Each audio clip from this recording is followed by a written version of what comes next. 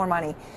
You are a member of the Tea Party caucus, and obviously some in your caucus have slammed Boehner's plan, Jim DeMint obviously among them. Do you think John Boehner is the guy who's going to get this done? Is he going to be able to lead your party to consensus? Well, I don't know the answer to that question. What he's trying to do is to mitigate the damage that Obama would do with these massive increases in rates. Impasse is not an option. An impasse means everybody's taxes go up.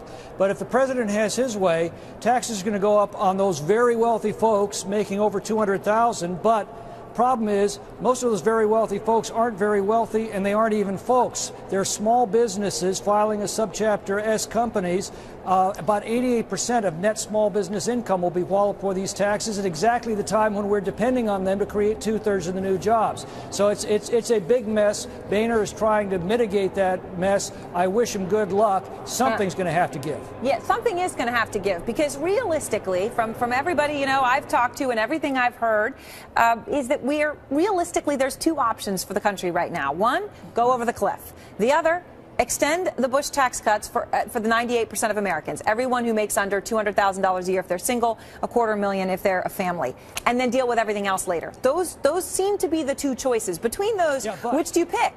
Yeah, but if we do that and raise the taxes on those small businesses we were just talking about, according to the Congressional Budget Office, that's going to mean about 200,000 American families are going to be out of work next year, and that's the low estimate. Ernst & Young is estimating about 700,000 more unemployed as a result of these tax increases on job creators. That's an awful lot of hurt for the middle class. So this is a battle for the middle class, even when we're talking about that upper bracket, because of the enormous impact that has on small business job creators. Okay, I mean, aside from that argument, though, I'm really trying to just get at the process here, because it does seem, Congressman, that there really, like I said, there isn't that much of a choice right now.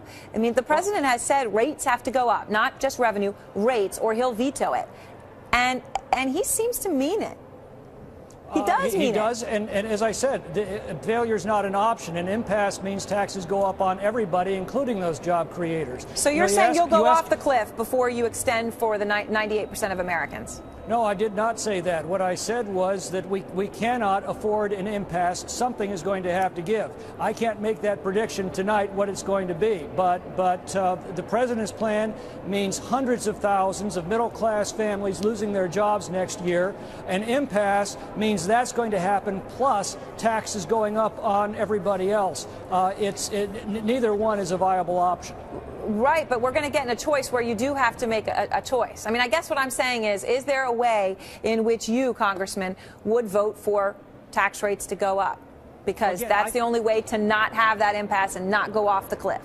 Aaron, I've got to look at any proposal before I make a commitment on it, but I'm telling you tonight, the two alternatives that you've offered, an impasse or the president's plan, neither of those works. Both of them do enormous damage to our nation's economy. Senator Tom Coburn today, as you know, very vocal on this issue. He's put years into it. He's reached out across the aisle, worked with people like Senator Mark Warner. He said he would rather raise tax rates than eliminate loopholes and cap deductions, which is the opposite of what it sounds like you're saying or what Speaker Boehner is saying. So what do you think about Tom Coburn's idea? Would you take a look at it? Well, I think that Coburn's basically coming from the standpoint is these taxes are programmed to go into effect December 31st unless something happens, and he's trying to make something happen. But again, I can't make a prediction on where we're going to end up because I don't know. Well, but do you think we're going to get a deal by the end of the year? I mean, that's the question. I mean, and the whole world is watching this, some of them laughing at us, but also could cause a real problem in our financial markets. Well, we have to, because if we allow those taxes to go up, or if we allow the president's plan for them to go up on the people that we're actually depending upon to make new jobs in this dismal economy, boy, the world's going to be laughing at us then, and nobody in America is going to be laughing. It's going to be an all world of hurt going around. All right, but in a final word, the bottom line is you don't like the option, but you're willing to look at anything, and that includes rates going up. You're willing to look. But I would certainly hope that we come up with the process that has worked a lot better when we've used it in the past, in this business of the leaders getting behind closed doors and working out a deal and then dumping it in the laps of the Congress. That's not the way it's supposed to be.